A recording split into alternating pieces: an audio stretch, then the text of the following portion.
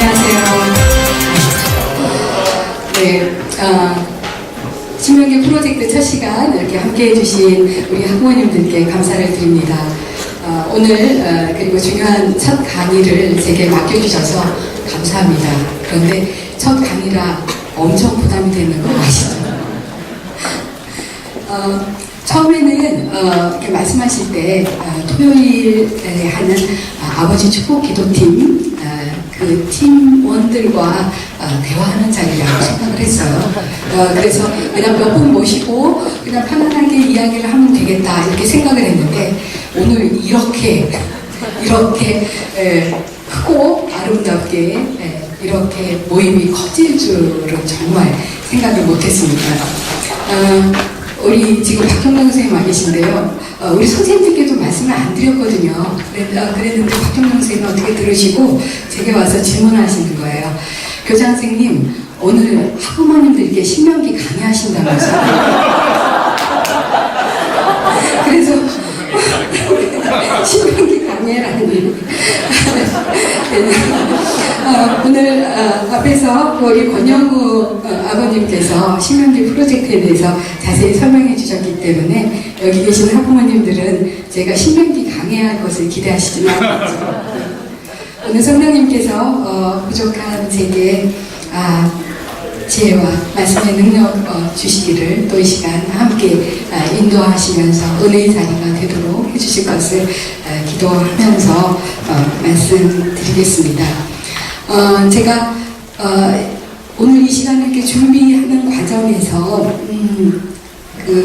최근에 얼마 전에 우리 아침 묵상하죠.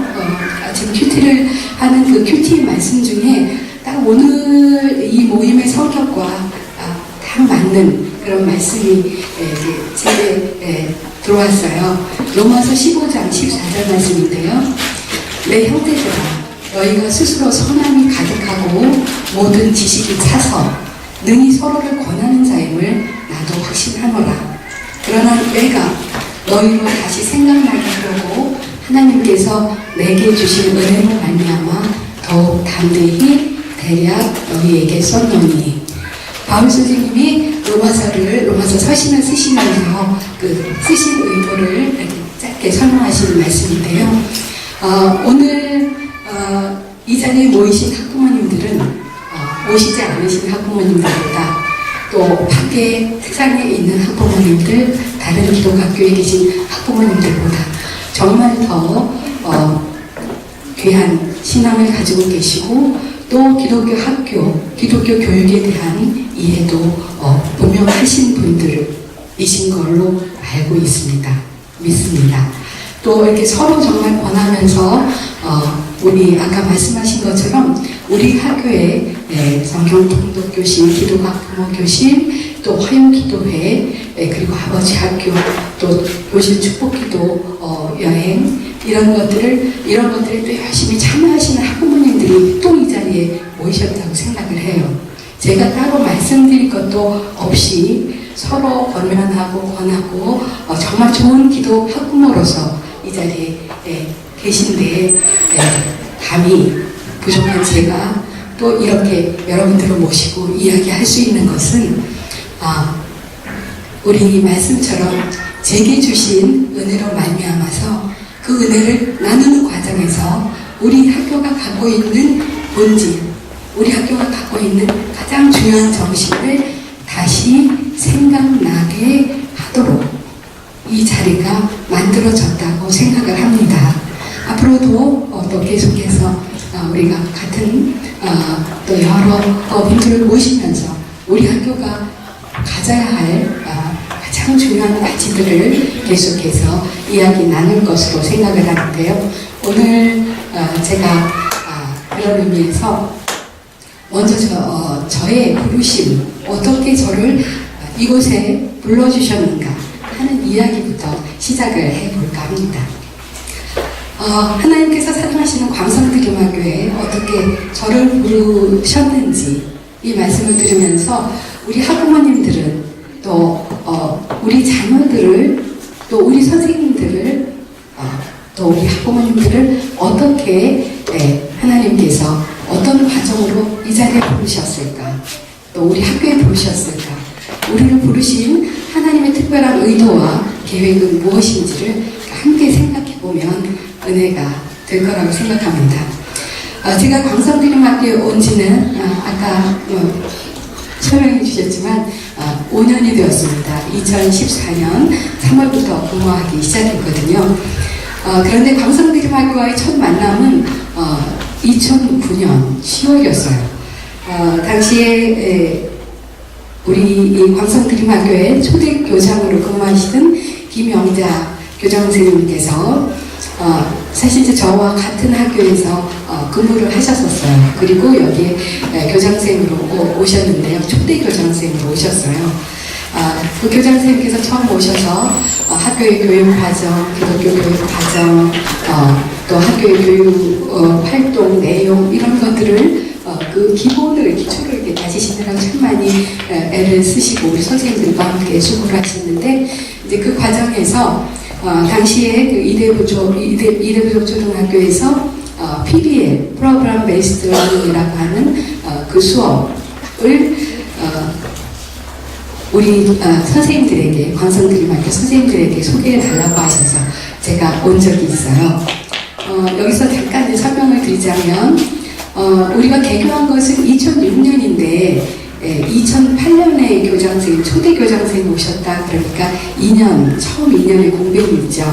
혹시 광산 12년사를 읽어보신 학부모님들은 아시겠지만 또 그리고 초창기부터 계셨던 학부모님들께서는 아시겠지만 그 2년의 시간은 교장 체제가 아니라 대표 교사라고 하는 분이 계셨어요. 대표 교사로 담임도 맡으시면서 이제 학교에 일을 이렇게 오셨는데요. 처음 대표 교사제, 교장을 세우지 않고 대표 교사제를 했던 것도 나름 의미를 가지고 하셨다고 제가 12년사를 준비하는 과정에서 그 자료에서 읽게 되었어요. 아주 참 좋은 이야기인데 광성드림학교의 주인은 또 학교의 장은 예수님이 되어야 한다. 하나님이 되어야 한다. 그렇기 때문에 따로 교장을 세우지 않는다. 이런 의미도 하나 있었고 또 하나는 광성드림학교에서 일하시는 선생님들은 어떤 수직적인 위계관계가 아니라 수평적으로 함께 협력하면서 이 학교를 만들어 간다라고 하는 그러한 마음으로 처음에는 대표교사제를 선택을 하셨던 것 같아요. 근데 이제 막상 일을 하다 보니까 행정과 교육과 이런 부분들이 서로 일의 한계가 이렇게 분명치 않아서 일들을 막 함께 많이 하면서 함께 피곤하고 함께 힘들고 어렵고 이런 점들이 있었던 것 같아요. 그래서 1년 하시고 대표교사 1년 하시고 그만두시고 또 2007년에도 또 대표교사가 또 새롭게 오셨는데 또 그만두시고 그러면서 물론 우리 학교의 주인은 예수님이시고 하나님이시지만 그러나 일을 하는데 어떤 효율성과 편리함 또 다른 학교와의 어떤 교류나 일에 있어서 그래도 일반 학교 같은 그런 시스템을 또 가질 필요는 있겠다 생각을 하셔서 그 다음 교장을 모시게 됐는데 그때 교장 선생님이 김영자 교장 선생님이 이제 처음 오시게 된 거였어요.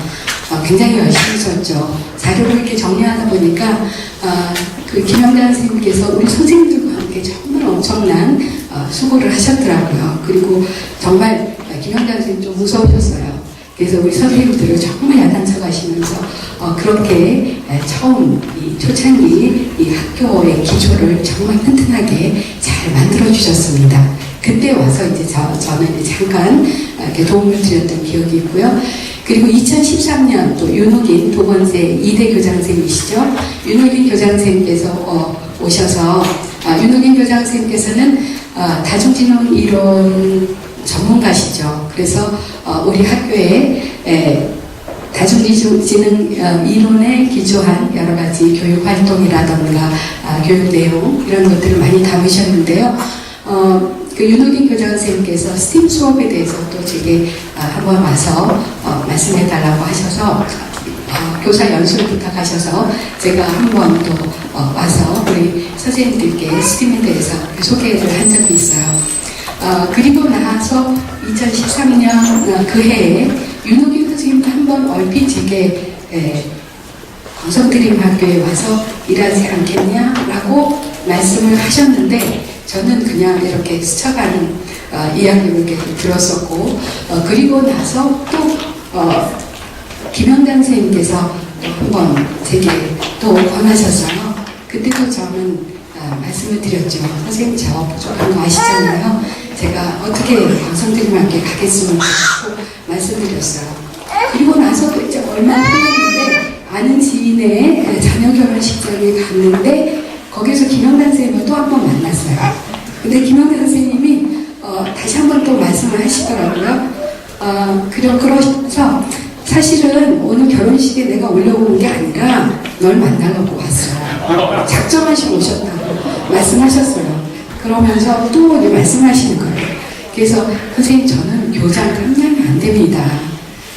선생님이 기대하시는 연구나 행정에 대한 경험은 뭐 그렇다 쳐도 광성드림학교에서 가장 중요한 것은 신앙인데 제가 신앙이 부족합니다. 모태신앙이긴 하지만 정말 우리 농담으로 그러잖아요. 모태신앙이라고 그냥 늘 한결같은 그런 부분은 제게 있지만 정말 이 대한학교를 이끌어 가려면 정말 뜨거운 그런 체험적인 신앙이 있어야 되는데 저는 그렇지 못합니다. 그래서 잘 안 됩니다 라고 말씀을 드렸어요. 그랬더니 김영선 선생님께서 내가 그렇게 잘 준비되어 있고 신앙의 능력까지 있으면 하나님께서 일하실 여지가 있겠냐. 광성드림학교는 하나님께서 일하시는 학교지 네가 일하는 학교다. 사람이 일하는 학교가 아니다. 그러면서 저를 막 꾸짖으시는 거예요.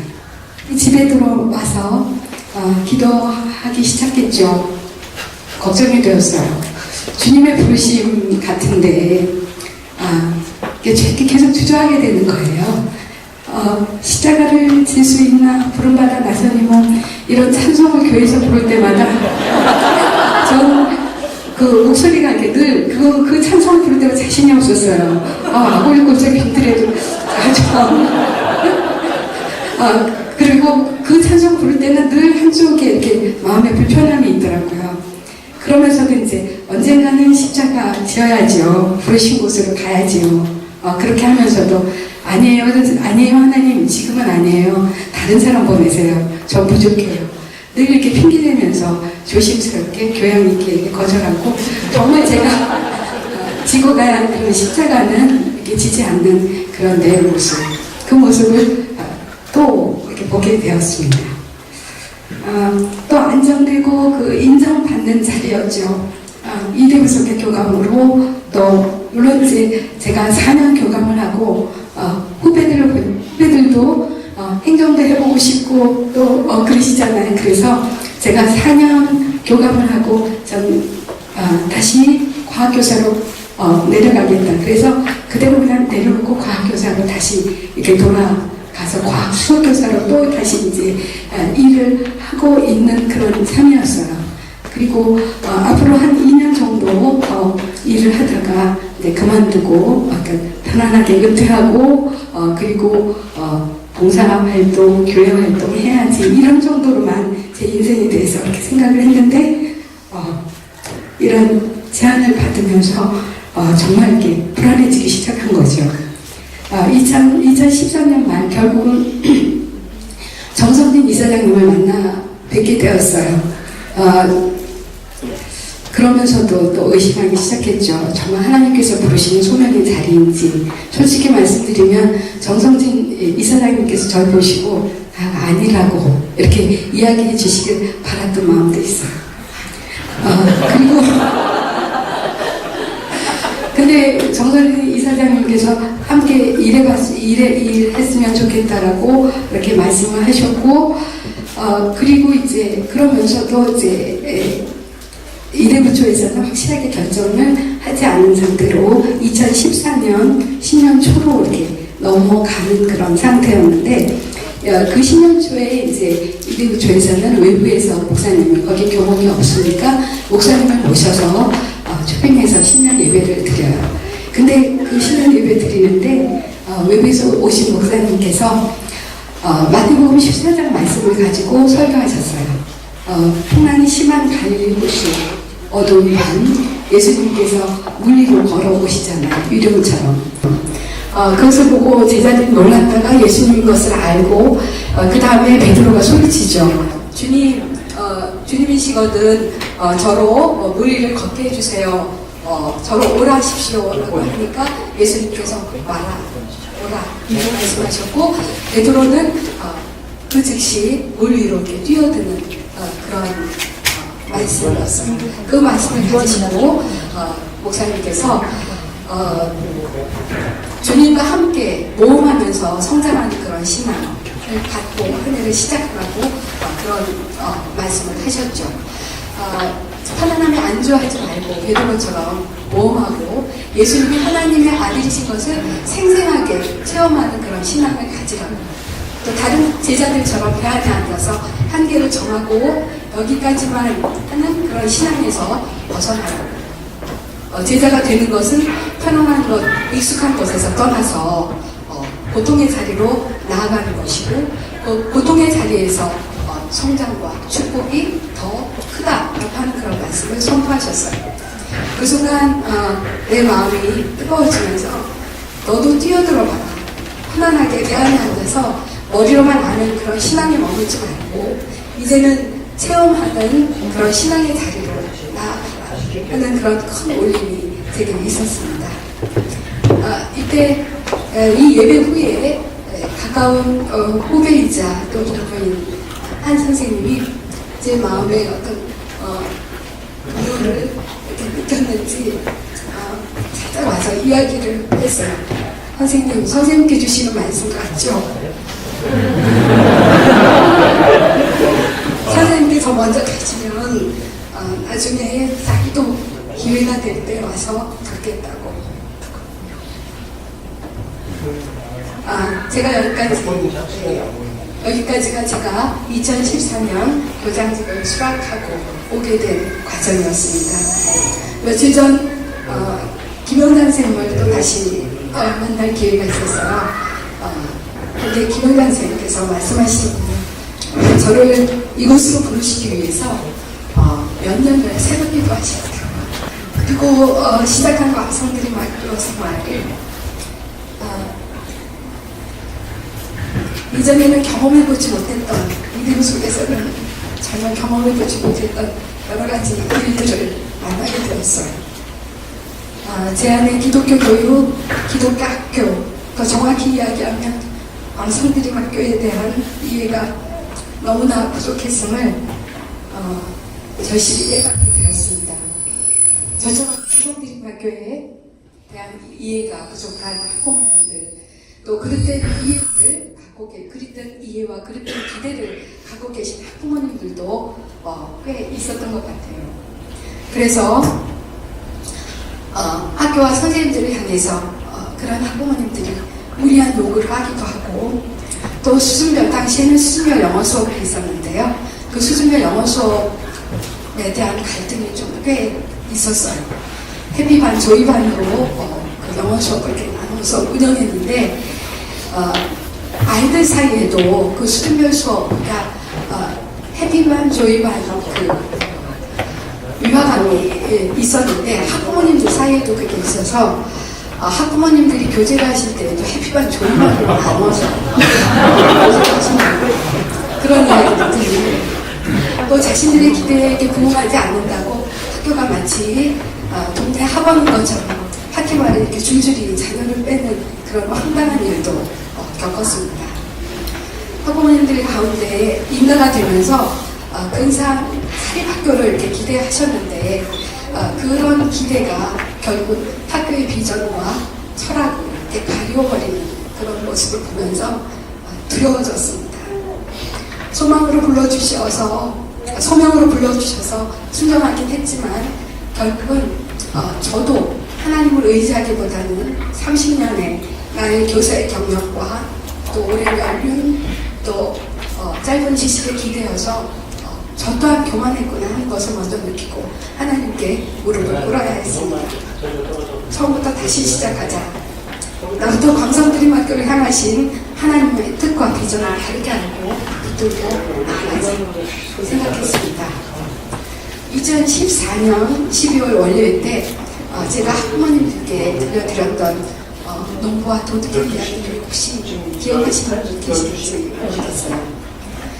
구두를 미끼로 농부를 유혹해서 도둑들이 농부에게서 소를 빼앗아 달아나는 그런 예화를 들려드렸는데요.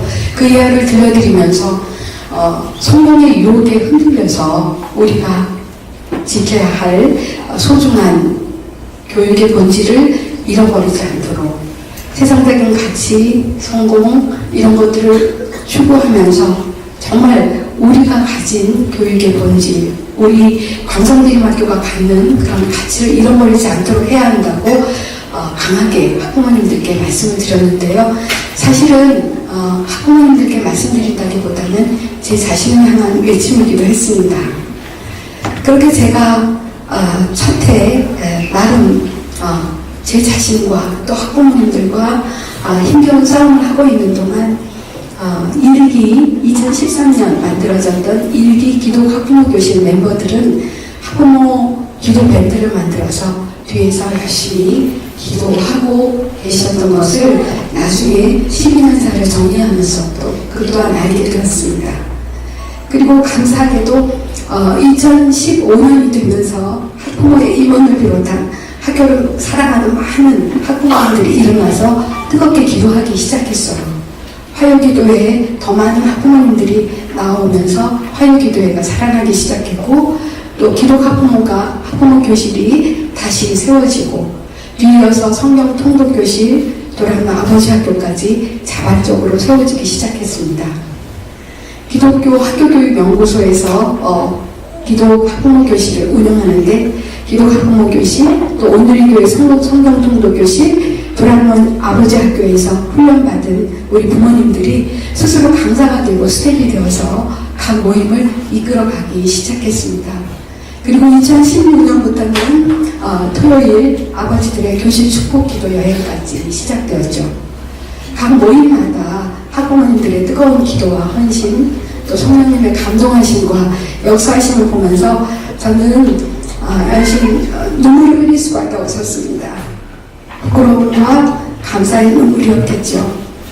앞으로도 광성대림학교는 학교 곳곳에서 뜨겁게 기도하면서 섬겨주시는 학부모님들과 열심으로 소명을 감당하고자 하는 우리 선생님들 또 교직원들로 인해서 하나님이 주인 되시고 기뻐하는 학교로 계속 성장해 갈 것입니다. 광성드림 12년사는 현재의 광성드림학교 드림 공동체가 있기까지의 크고 작은 이야기들을 담았습니다. 그리고 그 이야기들 속에서 광성드림학교를 통해 역사하시는 하나님을 발견하고 우리가 하나님의 꿈과 비전을 우리 자녀들에게 전수함으로 이 땅에 참 그리스도인 또 책임있는 예수님의 제자들을 계속해서 세워가길 소망합니다. 12년사를 정리하면서 개교 초기에 학교 비전이 적힌 문서를 찾게 되었는데요.